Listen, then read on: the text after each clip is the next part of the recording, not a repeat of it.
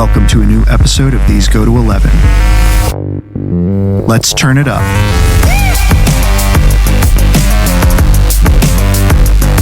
Hey everybody, welcome back to These Go to 11, an unchurchy conversation about everyday faith. Please make sure you like, subscribe, and review on your favorite podcast platform. This not only helps us to get our content out there, but also helps us to find out what you, our faithful listeners, think.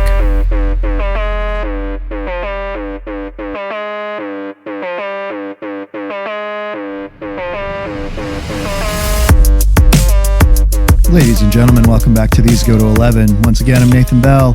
Joining me as always, Greg Dutcher. Greg, what's going on, man?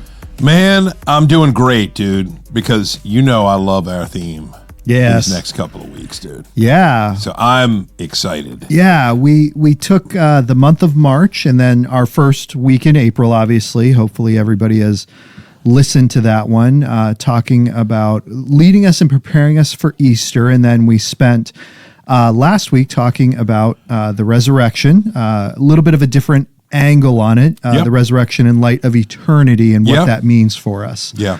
And so that was a great one. I love when we take the time to set aside, Christmas and Easter and just look forward to those pivotal moments in human history, and we get a chance to be able to share our thoughts. And dude, I think we're going to do it every year. Yeah. Right? We never really float the idea, hey, we've done Easter, right. Christmas. Right. I mean, I feel like you got two built-in things to everybody's collective consciousness, so to speak, and the calendar and life rhythm. And it's sort of like, you've probably had this, I have in the past been to a church, maybe not for a Christmas Eve service, but maybe the Sunday before Christmas. Mm-hmm. And it's almost like a bold declaration. Well, people might be talking about Christmas, but we're talking about tithing and repentance. Right. Today. You know what I mean? We're in a series on Judges, and we're happen to be there. I understand it. I mean, no, it's not like these things dictate or should dictate what we do. I just view it as more, okay, missionaries go into cultures.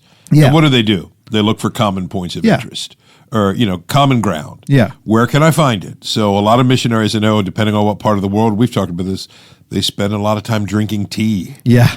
And it's not exciting initially. Right. It can be tedious and the same day. But you are investing relational capital. Yeah. Reputation for those moments where the conversation can turn. So to me, when you've got moments right out there, they're like low-hanging fruit. Yeah. And dude, I don't know about you, I don't want to work that hard. Yeah.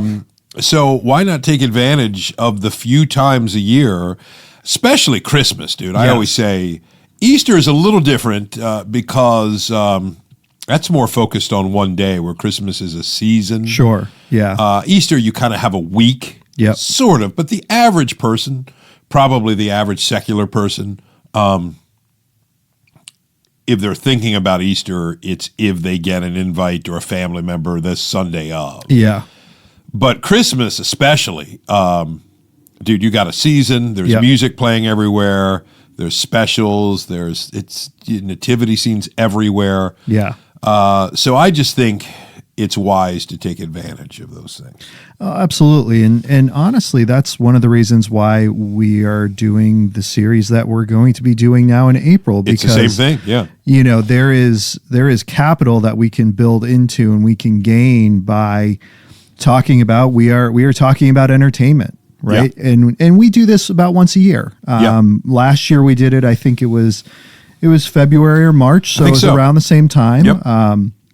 This time it just happens to be April. And so we're looking forward to, this lineup of things that we have. We're going to be talking this week about Oscar winning movies. Yeah. Or Oscar nominated or mentioned movies. Yeah. And next week we're going to talk about shows that we've been watching and what we enjoy about those. And then the next 2 weeks we've got something special coming up after that. So we're going to just kind of keep that under wraps, but we're hoping to have some guests on to talk about entertainment. You'd be a good TV writer, Nathan. Your picture visual, we've got the question mark or the outline of a person, a silhouetted outline. Who's going to fill that in? That's right. I'm going to say, I'll say this. I won't say it's not Steven Spielberg. That's right. I probably should say it's not Steven Spielberg. We're gonna do such build up, and they're gonna be like, "Oh, it's that guy." What? So yeah, probably won't get Spielberg, but I'm trying, brother. Hey, If I get him, that's right. say, Steve, you got an option for you. Why don't you jump onto these Go to 11 podcasts? Because I think your brand needs a little more exposure. That's right. That's right. We could help you with that. Yeah, sure. Yeah, I've reached out and I got a message that said something like, "My people hearing from his people, don't call us, they'll call you," something like that. Greg, let's be real. Our people is us, and the people we're getting a hold of him on his side are so far down the list. It's going to be, it's going to be a millennia before we get to him. Yeah, I think so, dude. I'm not sure we're ever going to get the great Spielberg on here. A little thing I learned about Spielberg that I think I've confirmed now. I saw it initially, I don't know, on a TikTok or something. So, it's got to be true. Right. Social media. Yes. But I looked in a few other places, and somebody, maybe our listeners can check this out and confirm it, that Spielberg started film school maybe late 60s, early 70s. Never finished, didn't get, I don't know if it was an MFA or whatever the degree he was seeking, but, whatever his film school degree was going to be. He dropped because he was just, he hated waiting. He just wanted to make films. Yeah. So he starts making films. And of course, the early 70s, you get Close Encounters, you get Jaws. Yeah. And, you do some things. And I think at some point, I want to say early 2000s, he went back. There's, because I saw it, it was like some still shots of him in a graduation gown. Okay. Wherever he was in Southern California, whatever AFI Film Institute, might have been through Berkeley or something. I don't know. It was his film school, and he wanted to get the degree. Yep. So he submitted for his student film project, Schindler's List. Yeah, I'm thinking he probably got the degree. Right. Can you imagine? Hey, here's my video I filmed on my iPhone in the woods a mile from my house, and I got my brother to play a part. And for special effects, we used Photoshop and a guy on Fiverr. Here's my, and then I would think those professors probably that's not a bad movie, right? So how cool is that? A movie that they're probably showing to all. I know, really, they show to the students and break down as a genius. Yeah, we'll accept that as his film project because I don't know, dude. Did Schindler's List win the Oscar? It had to be nominated. That's a good question. Yeah, I can't remember if it won or not, but you're right. I believe it was nominated. Yeah, I'm gonna check that out as we talk here. But yeah, so today we are actually, like I said, we're talking about Oscar-nominated movies, and Greg, I'll go ahead and kick us off. Yeah, the movie that one of them, you and I are going to be talking about 4 movies today. I'm going to take 2. You're going to take 2. So the first one I'm going to start with is Barbie. Yeah. That's the first one that I'm looking at. Let me say, it does not deserve all the hate that people were giving it. I've not seen it, dude, so I'm eager to get your take. Yeah. So here's what I'll say. It was not for me. Okay. Did you ever see a movie years ago with Brendan Fraser, Alicia Silverstone, Blast from the Past? I didn't see it, but I know the movie you're talking about exactly. Yeah. So you have this man out of time scenario, right? Yeah. And that's very similar to something that you have going on here, right? You've got Barbie and the Barbies and the Kens in Barbie world, in Barbie land, and they cross over into our world. Yes. It took things, I think, a little too serious for what you have going on in the subject matter. Okay. Things got far too existential. It almost became a Pinocchio story, I want to be a real boy type deal. Yeah. Yeah.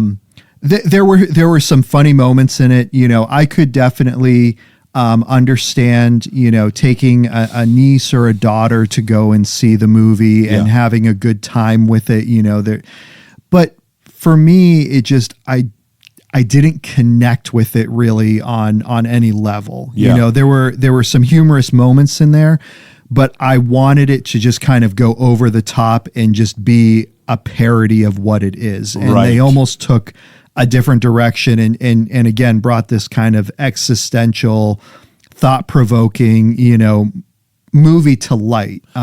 Is it one of those, dude, in your view? I know movies you're talking about where would it have been better in your experience if it kind of was a bit of a smaller story and they didn't try to go social commentary, existential? I think so. I know I've seen that. I think because of what it was, Yeah. if it had been just, let's just go silly and goofy with it.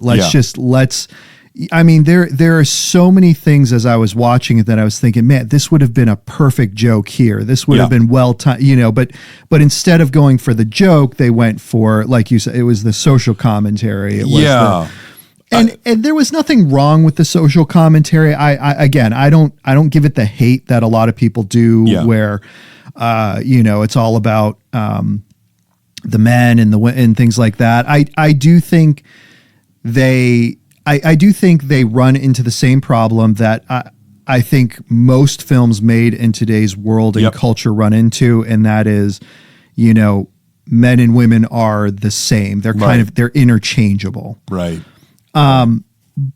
But I don't think they go over the top with it. Yeah. And I think part of that is because it's a movie about Barbies and Kens. Yes, and some of the hate I know it received, having not seen it. I was going to use Nathan Lyon. I've kind of blown it, so I'll just drop it in now. I heard a male comedian, Isaac or Ben, somebody showed me something on TikTok.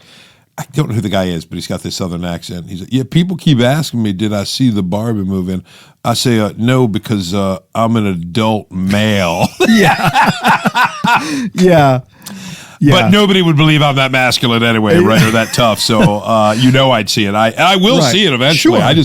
It's funny, as popular as it was, I haven't. But I do hear a lot of praise about Ryan Gosling. Sure. People seem to like the Ken thing. Yeah. Because I did see at the Oscars, you know, he does the song. Yeah. And, you know, he does have some of that musicality, theatrical, because he did La La Land with Emma Stone, and, you know, he certainly can play that up. And the ever great Gray Man, which you still haven't seen. Dude, I deserve to be beaten. You do. You have patiently urged me, and I've talked to so many people, even in my writing program, that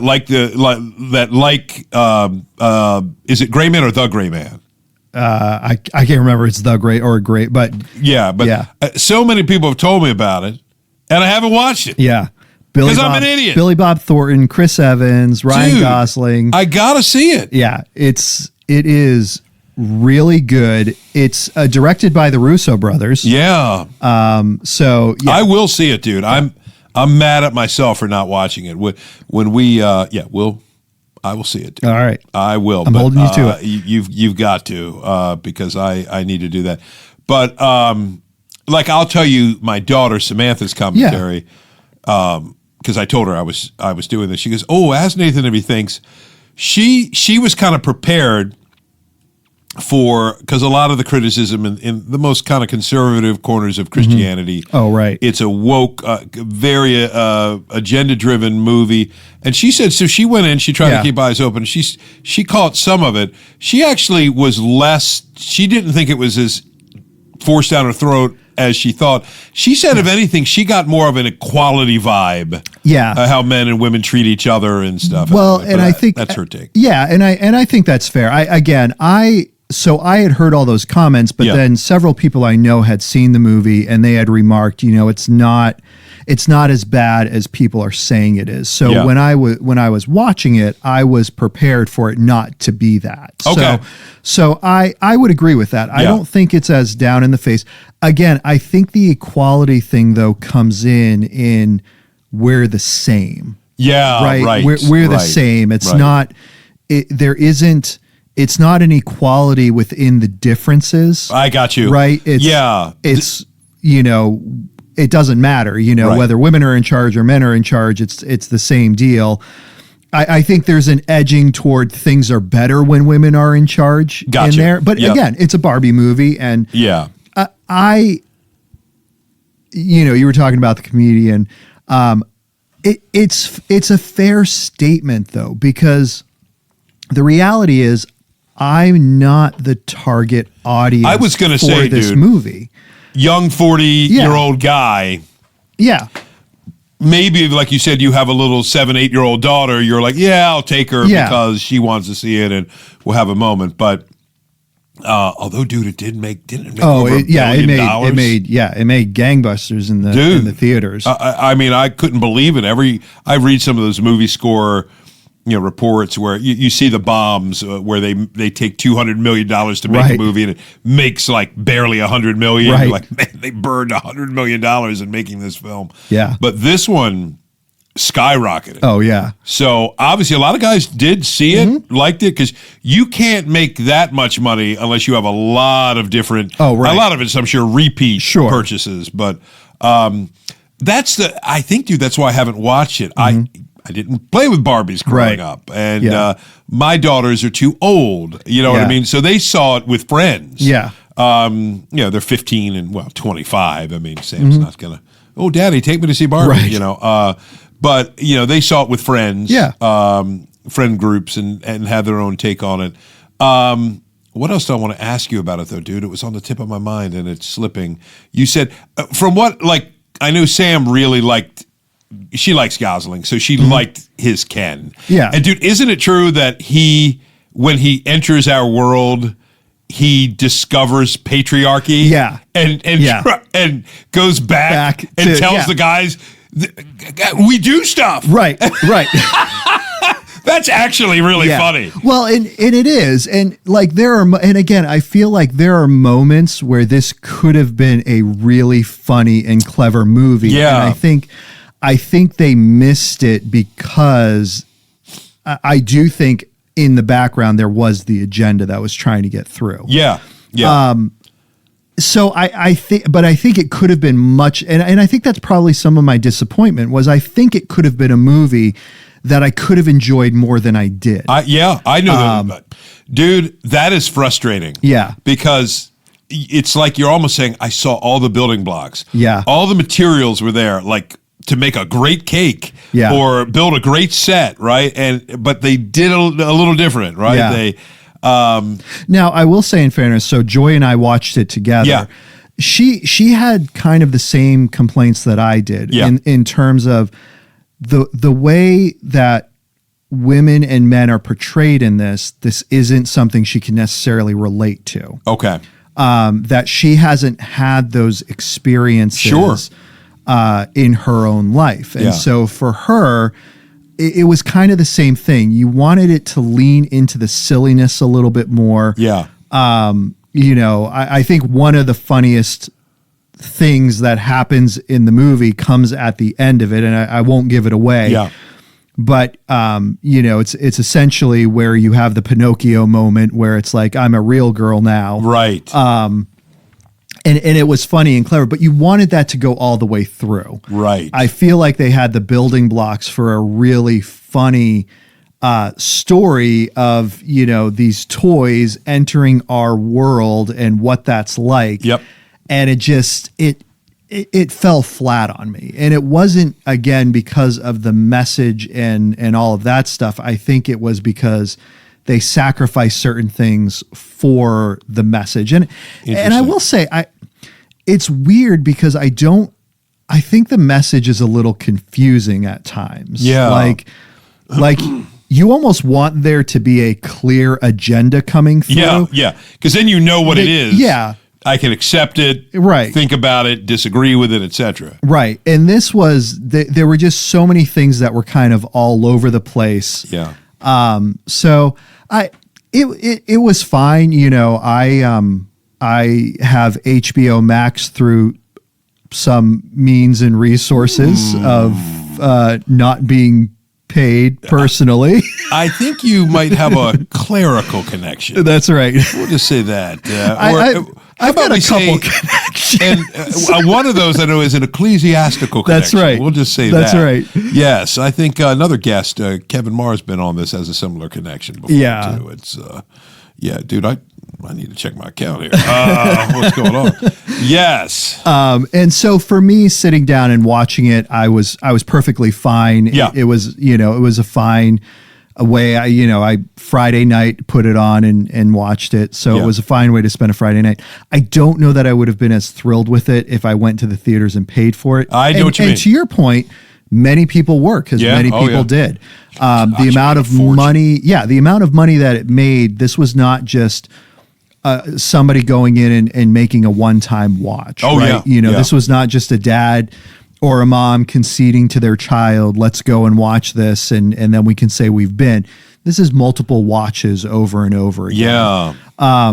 And that's fine. That's great, right? Part of entertainment is that it is subjective. Yes. And so at the end of the day, I would probably give this movie like a C rating. Yeah. I don't know that I'll ever sit down and watch it again. Dude, you answer. I was going to ask you, I was going to lead the question. Yeah. And say, my hunch is what you're saying. This is probably not one you'll watch again. Yeah. Because, dude, there's so many classics that you'll want to rewatch Yes. and so many new ones. Yes. I feel that way about certain movies. Yeah, it wasn't terrible. It wasn't like I was in torture watching it. Sure. But I'm probably never going to watch it again. Right. Because of the classics I want to rewatch. Correct. I'm going to watch Die Hard, dude, 30 more times Right. before I die Right. if I live that long. And I'm going to be wanting to watch a lot of new content. Yes. That there's certain movies that fall into that category. Yeah. And, Interesting. And I'll be fair, if one of my nieces comes up to me and says, Uncle Nathan, let's watch this. Okay, fine. Yeah. I'll try to get them to watch Ninja Turtles first. But exactly. Or, dude, make it a package deal. That's right. I give you this, you give me Ninja Turtles. That's right. But yeah, it was fine. It was, in my opinion, it was a fine movie. There wasn't anything that I would. It's not like I went away from that like I wasted 2 hours of my life. And there have been movies where I've certainly said that before. Yeah, it's a bad, especially, dude. I know Lisa and I hate that because it's so expensive to go to the movies now, unless you can really work out a good. Dude, I'm old enough to remember when movies like were $5, right? Yeah, and sometimes you get them for $3 on a matinee, and the popcorn the cheap was theater, always, which was like $1. Oh, dude, those dollar theaters where the movies were 2 or 3 months old, gold. When Lisa was at Liberty her senior year, and we were engaged. I was in my first year of seminary. The Dollar Theater out there, right across the street, right across from the school. Dude, we saw everything there. I remember watching Jurassic Park 3 times. Hey, let's go see Jurassic Park. It's only $1. Loved it.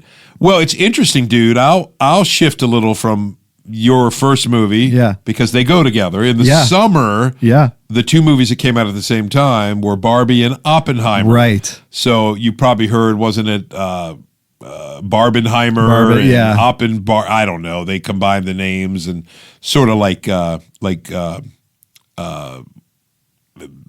do they call J-Lo and Ben Bennifer? Affleck? Yeah, Bennifer and all that stuff. So my son Ben, ironically, actually did do Barbie and Oppenheimer the same day with his friends. Okay.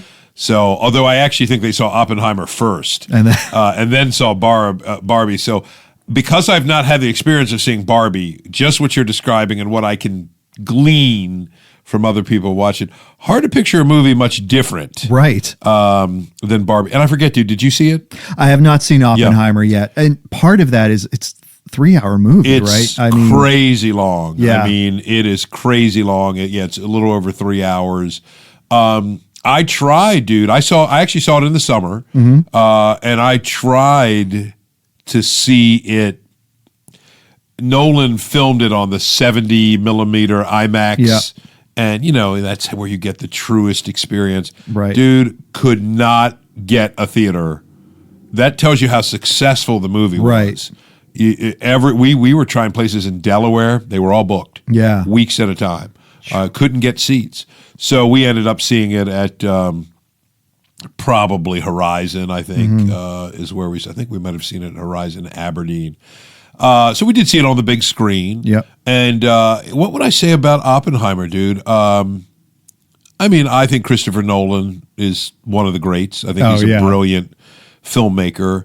And it's interesting, one of his early films, Memento, Yes. which I love. Oh yeah, phenomenal movie. Guy Pearce, Yep. clever, Yep. smart, just such a, he just took a concept and made it work. Yes. Right. And then it seems over time he's taken on more ambitious Yeah. projects. I mean, obviously his big monetary success, I'm sure, came with the Dark Knight trilogy, Right. which was huge. But when I saw him do or saw the movie, which he had done, Dunkirk, Yes. I thought, boy, this guy must be a serious filmmaker because, you know, he's obsessively perfectionistic, Yes. as a lot of experts like that are, and you know, film craftsmen. And it actually got me really interested in Dunkirk. I read a whole book on it just because I wanted to know more. Kind of a minimal dialogue film. Yeah. That was very visual. Yep. And you really got the sense of 300,000 Allied soldiers, largely British, with their backs against the wall. Right, yeah. And so I loved it. So I had really high hopes for Oppenheimer, and I would say they were largely met. Mm-hmm. My expectations were so big, they may have been slightly undermet. Okay. And very slightly. Do you think the time and pacing of the movie had something to do with that? Good question. Are there things that they could have cut that? Oh, that for sure. prolonged it. I mean, I think so. I mean, I'm Okay. sure, you know, Nolan would be really interested in my Right. brilliant. Of course, it's like getting opinion. Spielberg on here. Exactly. He'd be like, When we "Oh, get Nolan on after that, yes, Nolan's. If I had listened to Greg Dutcher, I could have made him. I'm sure he's thinking. But for my pea brain, just experience as a viewer, Lisa and I both said that. I saw a few places where I think they could have cut and probably taken 30 minutes off the film. Yeah. And it would have been the same essential film. yeah, Interesting thing I learned, this screenplay was unique. I've looked at it online. I thought of buying it. It was $20 when it came out, and I think, well, you wait long enough, you'll get it for free somewhere as a PDF file. But he writes it in the first person. So I heard Okay. Cillian Murphy confirm that. He says it's very interesting to read. I mean, every scene he's in is in the first person. Right. So instead of saying he walked to the window and lifted the window or Right. something, it'll say, I walked to the window, I lifted. yeah, That's unusual for Yeah. screenwriting, but he really wanted it to be Cillian's story, or Oppenheimer's story. Right. He based it on a book, which I ordered, and if I was really smart, I would have read it and had all this great insight and connected commentary. It's sitting in my Audible pile. And I thought you were going to say it's propping up your desk. yeah, no, those are my books. They're propping up many wobbly chairs and table legs in the Dutcher household. But it was incredibly well acted.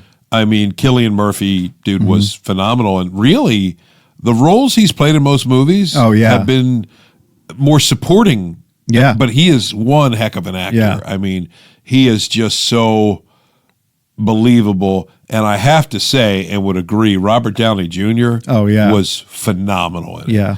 And it was actually very refreshing because I've always thought, I bet Robert Downey Jr. can really act. Because I actually like his Iron Man, Right, his Tony right. Stark.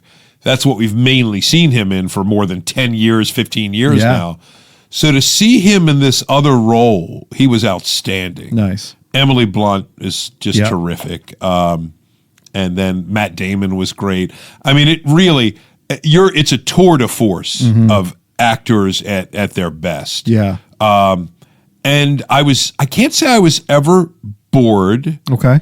There were times the movie felt to me a little disjointed, like it was almost documentary-like. Okay. Where there were a few places where the transitions felt maybe pretty thin, at times abrupt.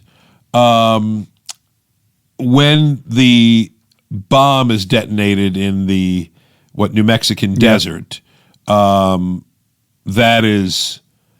it's a powerful moment, and that's kind of the moment. And then I won't say how they deal with Hiroshima and Nagasaki. Leave that for those that haven't watched it yet.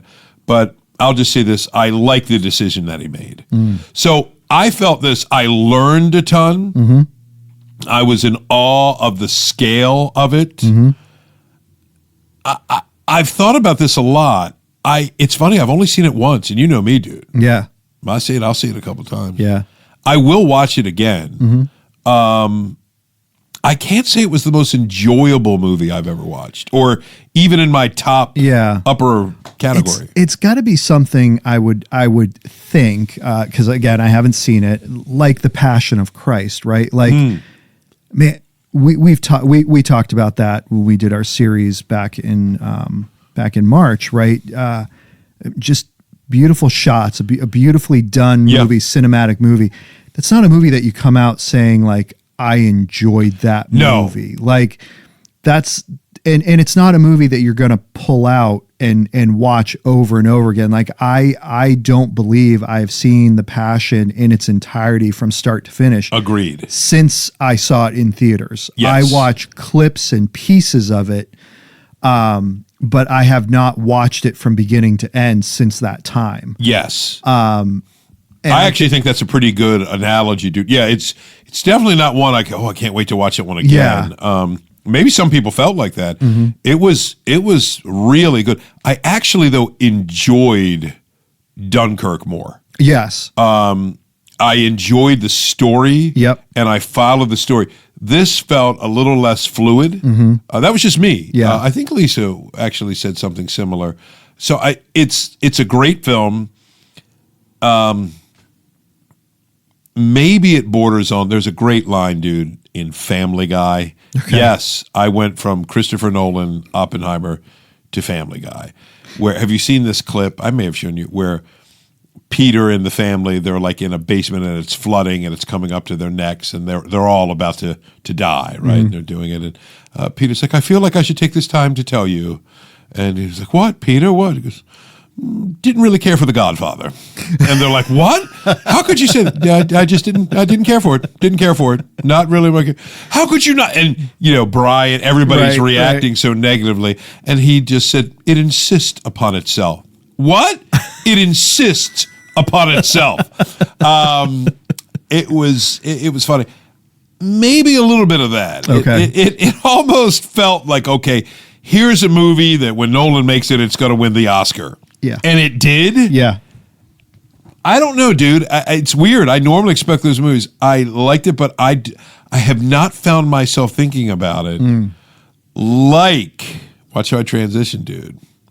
The movie that I want you to talk about. That this is one we've both seen. This is one we both seen. But I want you to take the lead, dude, because that was kind of yours. Yeah. The Holdovers. Holdovers, yeah. I mean, phenomenal movie. I mean, Paul Giamatti takes the lead in this movie, who is a phenomenal actor anyway. Love that dude. But just brings this story, this setting, this character to life, right? Yeah. The movie takes place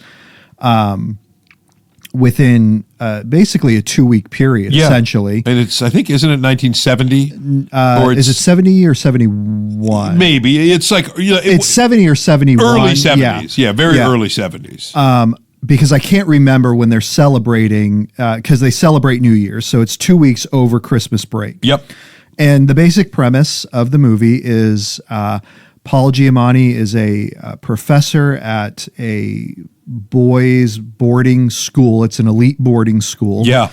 And he is assigned to hold over with the students who cannot go home for Christmas. Yes. And, Giamatti is a teacher who you're introduced and is very grizzled and crotchety. It's like your old school. Yeah. These kids no are mercy kind of guy. Stupid, and they don't know anything, and they're just privileged, rich brats, and any other thing that you can conjure in your mind. This is Giamatti's character. Yeah. And his students universally hate him. There is not one that enjoys him or likes him. Yeah. And so you have some of these students who are held over because they cannot go home for one reason or another, and they are stuck with him. And what's fascinating is over time, and this shouldn't be unexpected, because what kind of a story would it be if the characters all stayed the same? But Giamatti his character realizes that, oh, these kids have problems. And just because they're rich and their families are rich doesn't mean that they're not going through some stuff and some really heavy stuff. And his students come to realize that, oh, the reason why he's like this is because he does care about the education that we get. He does want us to learn. Wow. And they all, kind of come together. And lest you think that this movie has a happy ending, I will say I don't think it does. I don't think it has a happy ending. I think it has a satisfying ending, though. I would agree. Having seen it, I think that's a great way to put it. Yeah, and we won't say it for those that might want to watch it, but you could say the movie, you definitely takes you somewhere. Yes. On a journey. And dude, didn't you tell me you looked, that kid, that may have been his first role. Yeah, who plays so one of the opposite Giamatti, he was great. Yeah, I had done a quick search and I couldn't find anything else that he had done. No, I'm thinking this may have been, I'd love to know how he got that. I mean, what a dream role to be in a Oscar nominated. It's interesting, dude, just to chime in here. Yeah. I knew there's no way The Holdovers is going to beat Oppenheimer right at the Oscars, and it didn't. Maybe Holdovers won. Well, it did actually. It won Best Actress, Supporting Actress. Oh, right. Yes. The cook, Yep. Who I'd never seen before. Maybe she was really good. Yes. So I was pleased to see it. Her speech was very moving, and she basically talked about an acting professor that kind of convinced her to stay in, and a role might come your way, you never know, and it certainly did. And so it did get some love and recognition. But to kind of pivot very quickly in contrast back to Oppenheimer, like I enjoyed The Holdovers more. Yes. Like I actually was jealous because my son Ben came home from college and Lisa and the girls watched it with him. Mm-hmm. They had said, I wanted to watch it with him again. And I found myself thinking, that means I really wanted to see this movie. And dude, what was so interesting about it was really no special effects. No. Nothing larger than life. In fact, the whole movie starts from the pre-credits, right? Yeah. Like almost like you're back in the 1970s watching like Hoosiers or something like that, right? And that's really what this movie reminds me of is kind of like that nostalgia. It does was a throwback nostalgia well. Agreed. Right? It does nostalgia well. Agreed. Although I wasn't born in the 70s, but yes, dude, I was. I know. At the start of it, too. So, see our difference there. Yeah, I it was 70 or 71, and I was born in September of 70. So, I'm always intrigued by how they get set pieces, right. You're like, I remember that. Boy, I remember the streets looking like that. Whoever's taking the time to study the topography and background of all these places. And can I just say that opening winter scene of the small town, the water rushing through that that river that is quintessential New England in winter, and so it's very well done. Yes. Right. There is. I never felt like there was a moment where I was disinterested. I remember several times I had to pause it so I could, take care of some chores or run to the bathroom or something. And there are movies where I'm like, okay, I can tell this is going to be just a slow movement. I don't need to worry about it. Just let it play out. Right. But I didn't have that in this. Right. I wanted to see every piece of what was going on because I was invested in these characters. Yeah. Yeah. Very, very good. I liked it as well, Nathan. I thought it was just, such a simple character-driven movie. Yeah. Had enough of a plot to move it forward. Yep. You cared. Yep. And they did some really interesting things. It was to me, again, it was a good one to do after Oppenheimer because it's the cozy smaller story. Yeah. Oppenheimer. I mean, think about it, dude. It's cosmic level almost Yes. because it's nuclear war. Right. And the potential destruction of the planet. To backtrack, dude, because one thing I did want to say, now it's dawning on me that my mind is coming alive. It was intriguing in Oppenheimer. The thought that comes out is they put together, is there a chance that basically this nuclear reaction could incinerate the entire atmosphere of the Earth? Right. Which, Yeah. You know, And there's a chance. yes, there's a chance, and that you've even said that Yeah. in the previews where they say, "Oh, it's an infinitesimally small chance," and Matt Damon's like, "Yeah, how about 0? Right. I want to hear 0 that's going to happen." So yeah, that's lurking in the background, and then you've got the holdovers, very small story Yes. controlled. But to me, it almost showed me, man, just some good writing, good Yeah. acting can really carry a story forward. Yeah. Anything else you liked about it, dude, that kind of stood out to you? I mean, I think I said, like, it's not an action movie. This is, this is just, again, the ending, which I liked, right? Uh-huh. I like the ending. So when I say it wasn't necessarily a happy ending, but it was Yeah. a satisfying ending, I really mean that. Like, Yep. I'm good with the way things ended. There's probably 1,000,001 ways they could have ended this movie. I agree. That I would have looked at and been like, no. I was curious. That's a sign of a good movie. That's a good point, dude.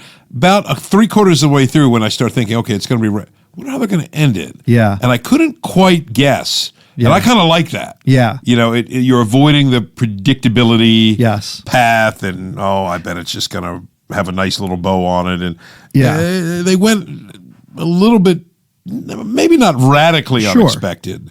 And I feel like they kind of did that with the movie in general. I think I think we were talking about this earlier before the recording. There are certain formulas to movies. Yeah. Right. And so you can almost predict and guess where things are going to go. Yeah. And it doesn't quite take you there. Yeah. It throws a curveball on you and you're like, oh, that's an interesting choice, what they did there. I agree. Do you remember, dude? I won't say it, but I'll say enough to intrigue interest. The female teacher, the redhead teacher who gives him the tray of Yes. cookies at the beginning. Yes. I was kind of expecting maybe a certain thing to take place. Yeah. At some point, and they don't quite do what you would expect. Yeah. That's just a little peek, a little tease, and it doesn't really change No. the effect of the film. You could discern what I'm suggesting, but Right. I felt there were a few places like that. Yeah. And a few surprises, and they were just made for a really compelling. I felt like this is a story somebody you could run into a church on a Sunday morning Yes. might tell you about. Yep. Oh, my father was a teacher at this school and he had this experience, and you were in the right setting, and that's really interesting. You Yeah. know, all the experiences they had. So, I agree. I mean, and it's very real. It's very down to earth. And Yeah. and what I like is as they're working through and building this relationship with one another, Yeah. right? It gets tested, and it gets tested in a very real way. And and I'm not just meaning one particular thing, but every step along the way, it develops and forms into a real, genuine relationship Yeah. between the student and the teacher. And, yeah. That's and- definitely and the really- core of that story. Yeah. Those two. Yeah. The other characters are great, Yes. but those two, Yes. it's really their kind of shared story. Yeah. And they say, dude, I've learned all this, that I've known it, but it Wilkes in my writing program, they talk about any work of fiction, really. Your most central characters should experience the most change. Yes. So the person who's in there kind of as a side character for comic relief, in most cases, stays that way. Yeah. Because their role is to provide some Right. alleviation to the anxious viewer in scenes and mix it up a little bit, Yep. right? So they don't need to. But the characters who change, and they definitely both experience change. Yes. They are not the same when the movie ends Yes. as when the movie began.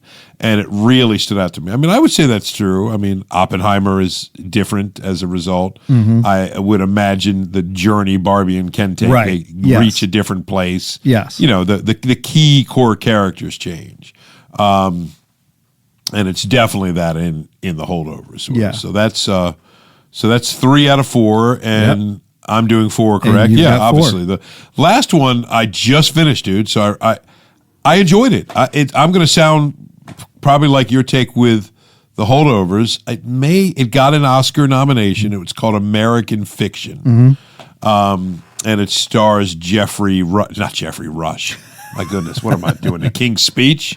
Jeffrey Wright, and the premise of this movie I found very intriguing.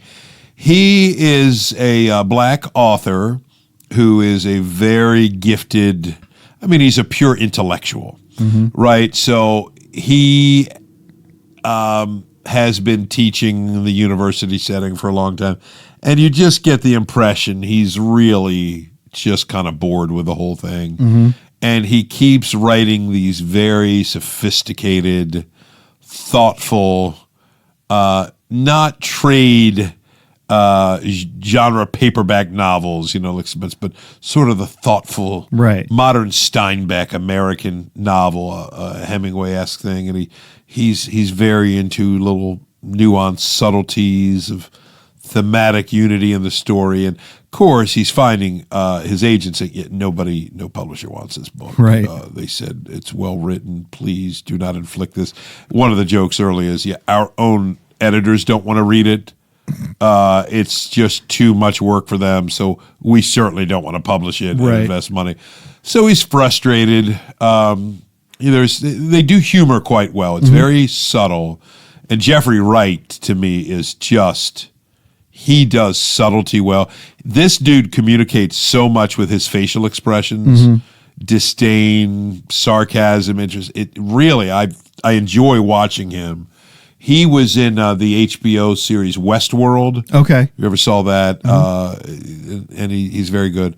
But so basically what happens, he goes to this conference that, like I was telling you and Matt this. Yeah. There's like 2 or 3 people in this room. Yep. One guy's bored, like he's on his cell phone or something, and he's supposed to do a Q&A, and it's just a pitiful scene. Nobody's there.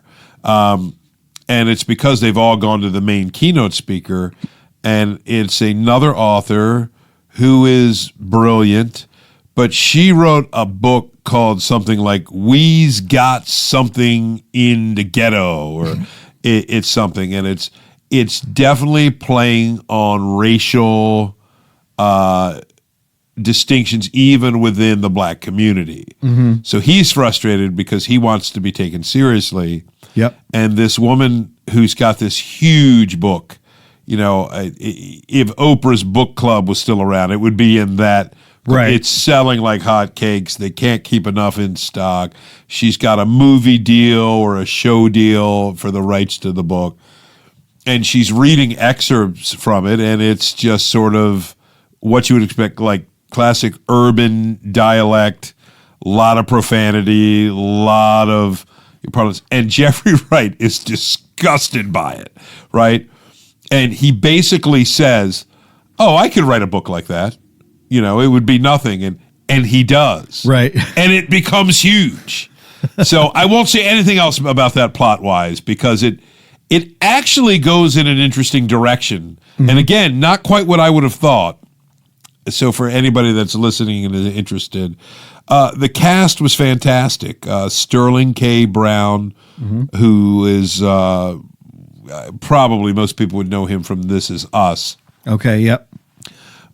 plays in it. Yeah, I'm looking at it now. Yeah. Keith David. Keith David, yes, who I've always loved. Okay, I'll tell you Keith David. Keith David actually plays the role of one of his imaginary characters. So Okay. they do it in a very clever way. They show him writing, and they'll show actors like right in front of him. Yeah. He's at his desk with his computer and he's typing, and then Keith David is one of the characters he's writing. Okay. So it's kind of a neat trope. They're acting out the scene in front of him, and then he'll change it, and sometimes they turn to him like, what is this? Yeah. You know, and they did some really clever things. I loved it because I love writing. I'm a geek and a nerd, and I'm interested in the process. But they explore themes of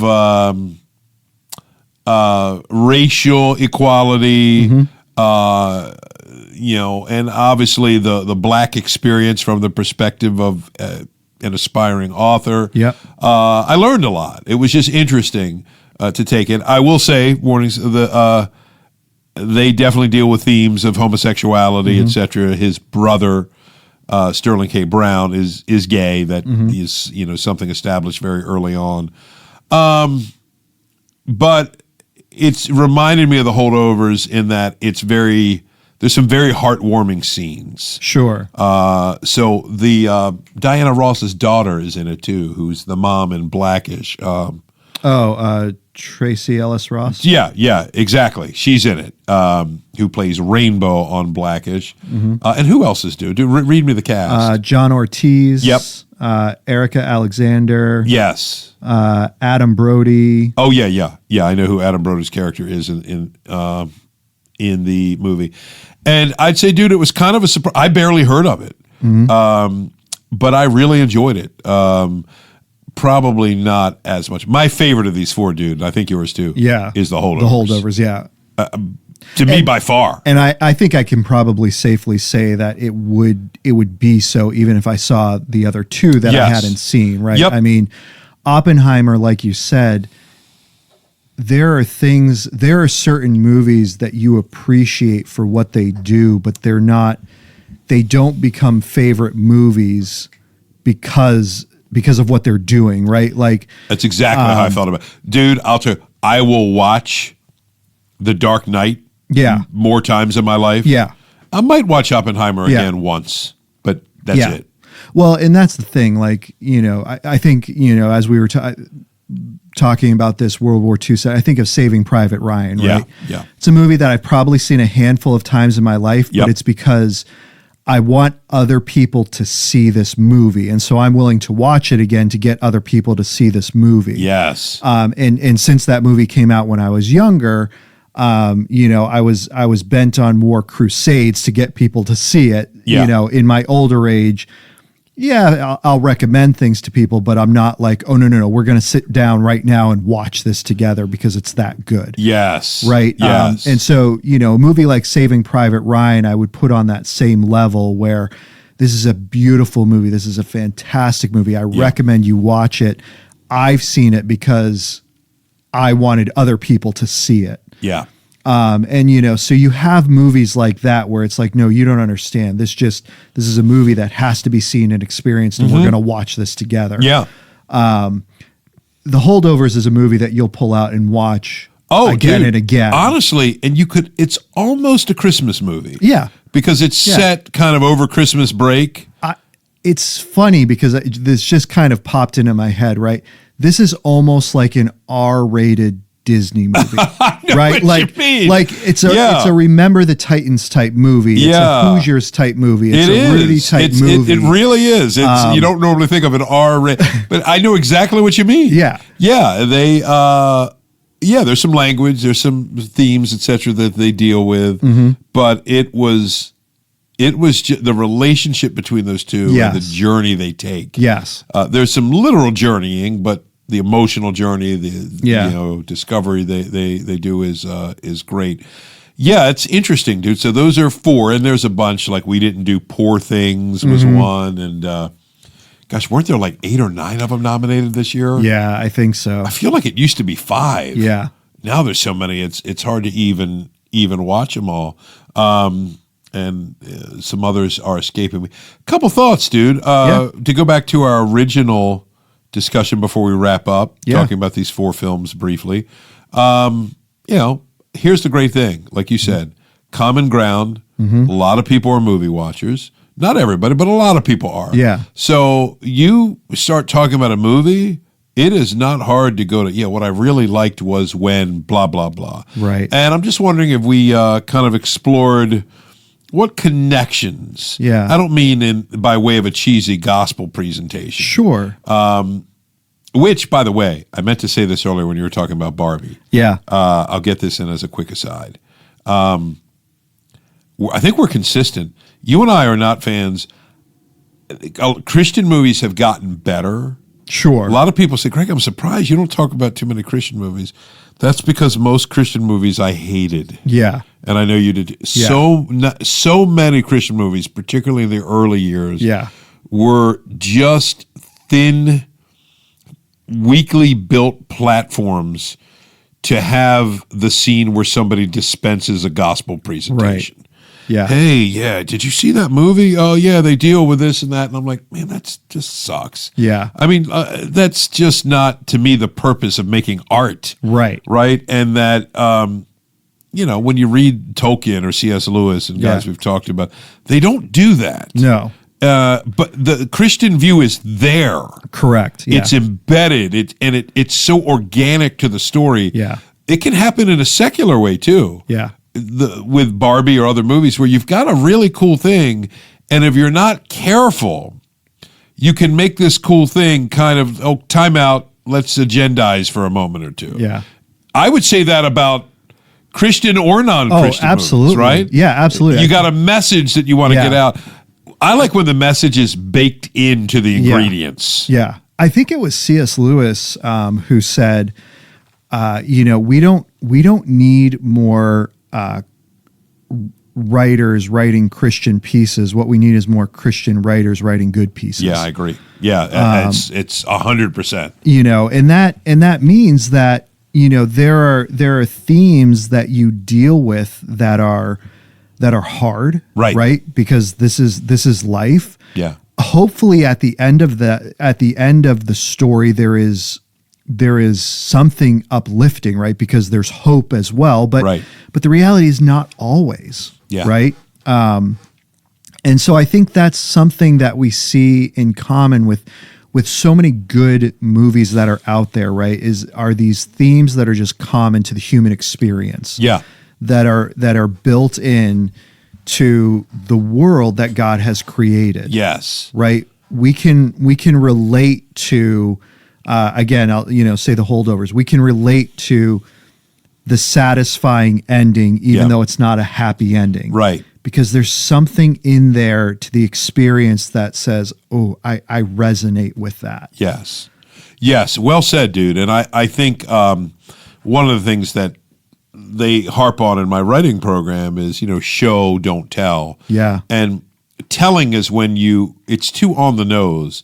Hey, see what we're doing in this scene? Right. Let me put it in the mouth of a character. Right. Well, Dad, maybe it is better to put the needs of others over capital interests. Like, show that. Yeah. Right? And you can do it in some very thoughtful, subtle ways that really make you think and make you reflect. And the moment it's sort of spelled out, it's like the magic gets lost. It's sort of like the magician. Hey, let me show you how I made this this bunny come out of the hat. I've got this little panel. You don't want to see that. Right. You want the experience. You want to be caught up in it. So it's interesting, dude. I'm thinking of what connections, like what themes does a movie like Barbie touch on? Yeah. That are themes that, the gospel addresses. Yeah. And in time, you can say, oh, it's interesting how they talked about such and such in the movie or explored this. Yeah. Since you saw it, I'll put you on the spot. Yeah. I mean, I think identity is a huge theme in the Barbie movie, right? You know, who am I? Who am right? I? And when I'm removed from what's comfortable and familiar, who am I in that setting as well? That's good. And I think that's important because, Scripture touches on that significantly, right? We are strangers, we are aliens in this world, right? So the sense that I was created for something different, and I've been removed from that. And so who am I? Being removed from my true home, from my true destiny, from my true identity, right? That's good. And so I think that is a theme that is prolific throughout that, right? I think questions of what, what does it mean to be alive? What's it mean to be human? Yeah. And that's funny you said that. I kind of had a hunch you were going to say that, because that, when I hear people talk, not that they're thinking of it necessarily through a Christian lens, but that seems to come through, even though I see it everywhere, that you're Kenough. Right. Right. And the little play on Ken. Right. And imagine, dude, here's what I like. To me, you're sitting down with somebody, you've developed a friendship with them. Barbie movie comes up because their kids have seen it, you've seen it. And you get to a point where you could talk. Yeah, I mean, the Barbie movie, it does definitely make you think about what it means to be like a person, right? And like, it's so cool because you're telling that person, if they're not a Christian person per se, that, hey, I live in the same world as you. Yeah. And they are knowing, hey, Nathan lives in the same world I do. Yeah. He's seen this, I've seen this, and now your conversation is less, I'm on this high place talking down to you. Yes. So I'll just pivot to Oppenheimer and say, I think one of the things that stood out to me about it was it's definitely, I mean, part of it, I know this from interviews with Nolan, he thinks Oppenheimer, in his worldview, is the most important man who ever lived because he took us to a new era of nuclear destruction as it's not theoretical. It exists now in the world. And at last check, I think there was 9 or 12 nations that have nuclear weapons. Yeah. So what I liked about the movie and what they explored, the nature of man, you've definitely got the creative ingenuity, brilliance, drive, tireless work ethic to bust through barriers of scientific challenge and limitation and reach the new level. So kind of the image of God in us, what we're able to do is fascinating. We are extraordinary creatures. Yeah. And we see it in this movie, really through Oppenheimer's own brilliance and the team that he works with. And we simultaneously see, wow, and we can destroy ourselves. Right. And it does not hide that in the film. Yeah. That's, I don't want to give it away, but there's a key conversation that Oppenheimer has with a certain character early in the film. By the end of the film, you find out what that conversation was. They show it again, and this time you see it and hear it. You're right. And it definitely reinforces that theme. Yeah. And it's, I think it was Pascal who said, man is such a unique creature because how can you find, you see charities and hospitals and orphanages and all these things. And you also see, just mass murder and just maniacal leadership and just destruction and the pursuit of pleasure at the expense of all dignity and respect of other persons. Yeah. How? Yeah. And he said, Christianity's got the image of God in us that we bear, speaks of the good stuff, and the fallenness, that shattered image speaks of the bad stuff. And Oppenheimer really shows that in many ways. And that seems to be Oppenheimer's kind of journey of self-discovery. And it's times it's very depressing. Yeah. Back to you, dude, on the holdovers. Yeah, I think there are a lot of themes that come through here. I'm gonna talk to two major ones. I think one is judging others. Oh, right. Yeah. Judgment on others. That's good. And your perception of someone, right, without actually sitting down and getting to know them. Right. We've talked about this so many times that social media is just a dumpster fire. Yeah.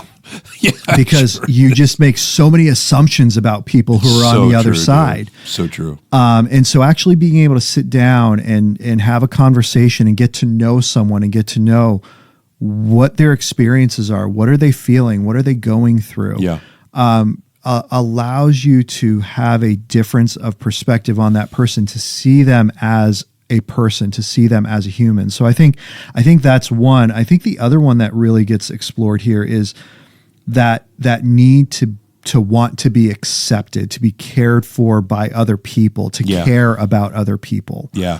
And so I think those two are just predominant. But like I said, I think there are many themes that run throughout this movie in particular. Since you saw that one, what's something that you noticed from there? Oh, dude, I love your judging others one. It was so good.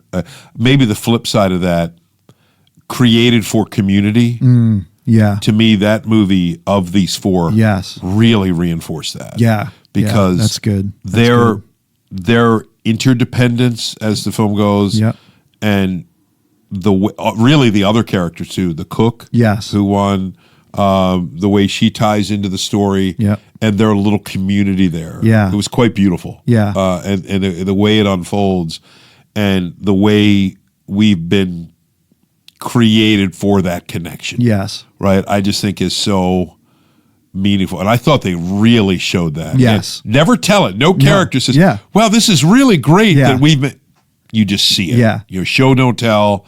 It's more subtle. Yeah. It's more real to life. It's the progression of their story, right? That the way they are alone and wanting to be alone. Yes. Versus the way they are together and when they develop and Right. lean into the relationship and the community that they have. Yeah. And for that, dude, what has to happen?